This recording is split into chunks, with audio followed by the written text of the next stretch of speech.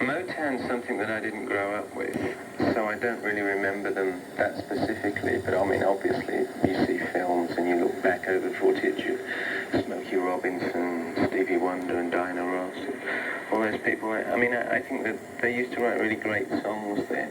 The imagery was pretty straightforward, though, to me. I mean, you know, the suits, I always like the black guys that click the fingers together with the suits on them. It's always a great image. Compared to, for instance, the Beatles and Carnaby Street, that was much closer to home, closer to home for you. The Beatles are another group I really didn't grow up with at all. I mean, I only know Beatles songs from what my parents had played me, or obviously now I've heard all of them. But, I mean, that had a massive effect in England and around the world, obviously. But to me, it didn't really affect the music I was doing, because it really was a previous generation. It obviously affected the music that I grew up with, but not me, personally. I take it that your memories of the glamour period, the glam period, are very strong? Yeah, from the 1970s, I think that's where most of my musical influence comes from. I mean... Could you tell me that again? Where does much of your musical influence come from? Right.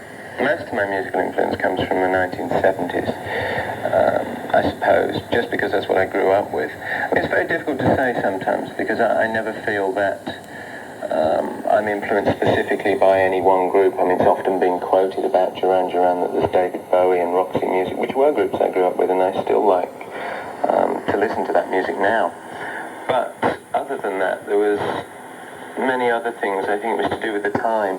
The fact that the Sex Pistols and the Clash and all the punk rock thing that was happening in England had just become a bit much after about 5 years.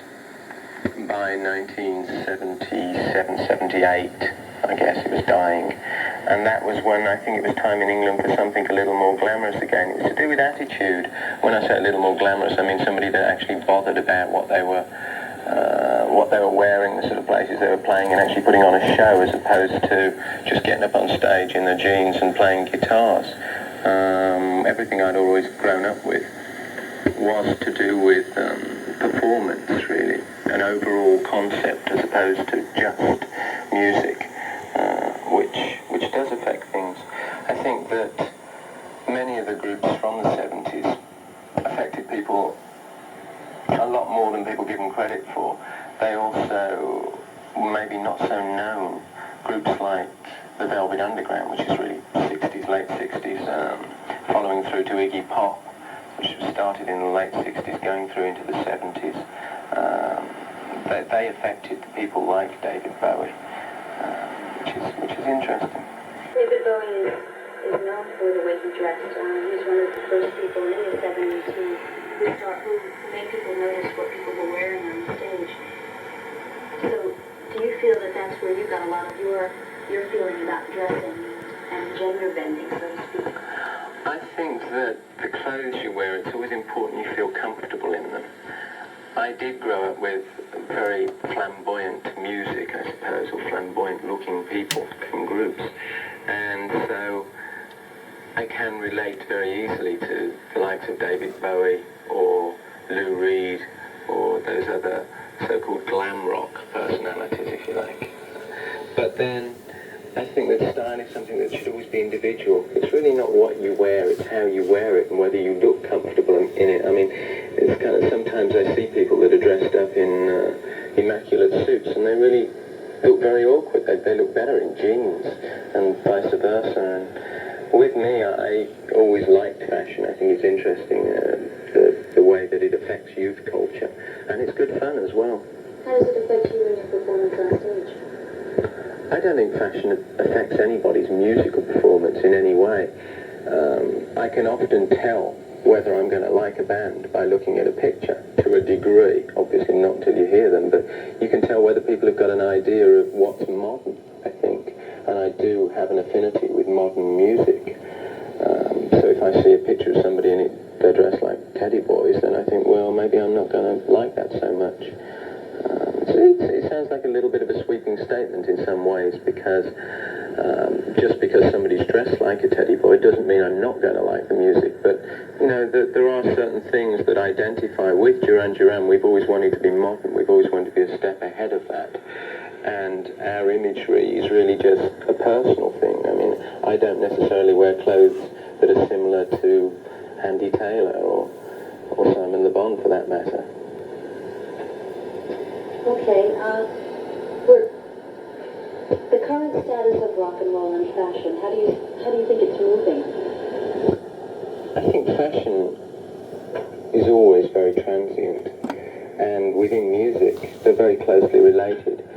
I think there has been periods when music has dictated fashion, and sometimes when fashion has started to dictate music, but I always see it in the way that music must come first, and then everything else around it really is just like icing on the cake, I suppose. I mean, it's a case of whether you personally take an interest in it. I mean, I take a lot of interest in our album covers and what the record label looks like and what sort of type is used on the back of the cover. And the stage production, obviously, is very important. I like to take care of detail. And I think the thing with fashion is that it's part of something within music, something which will always be closely related, something that's to do with the youth of today and tomorrow, and it's always changing. Do you enjoy getting made up, making yourself up, and picking out what you're going to wear? I think fashion's a very enjoyable thing, yeah. I think it shouldn't be taken too seriously. I mean, the phrase fashion victim has occurred over the last couple of years, and I think it's very understandable. People that will just go and buy the designer of the moment. I think that's a bit silly, really. I mean, people end up looking like clones. But I think to go and buy a lot of different things, whether they're cheap or very expensive, I don't think is even the point of the matter. It's a case of how you put them together and what it looks like, and the whole concept of imagery, I think, is fabulous. I mean, I like costume as well. Stage costumes for operas and plays and things are fascinating. Yeah, I think it's a good thing for people to be involved in, as long as it's not. To backtrack for a minute, punk culture, which was certainly something that took over England for a long time. What were your feelings about the punk culture, which was much more of a rebellion than now? I think that punk rock had a fantastic effect on music. In England, we had this dreadful thing called techno rock, which occurred in the 70s alongside glam rock, maybe a little later as well. You know, things with flying pigs and across auditoriums and ghastly songs that went on for 15 minutes and triple albums and that sort of thing, which I think really was all getting very boring. And suddenly along came this rebellious movement called punk rock, which was really anti all of those things that this techno rock had built up, all these long concerts with people standing still, not moving for 4 hours. Suddenly there was these young kids that only knew 3 chords. They weren't technical virtuosos, but they could get up on stage and they could actually have good fun at the same time as playing good music.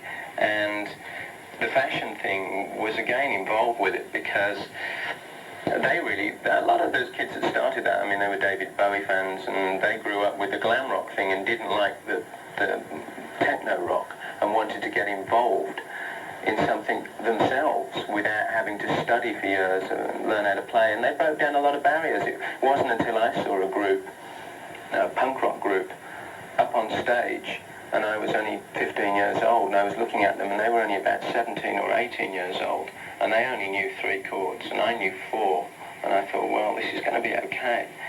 And that's good. I think that it's really important for kids that do want to be involved with music to know that it really does come from the street, and that it doesn't necessarily have to come from years of studying and real boredom. I mean, it would have driven me crazy if I had to study piano for 10 years before I could play a synthesizer.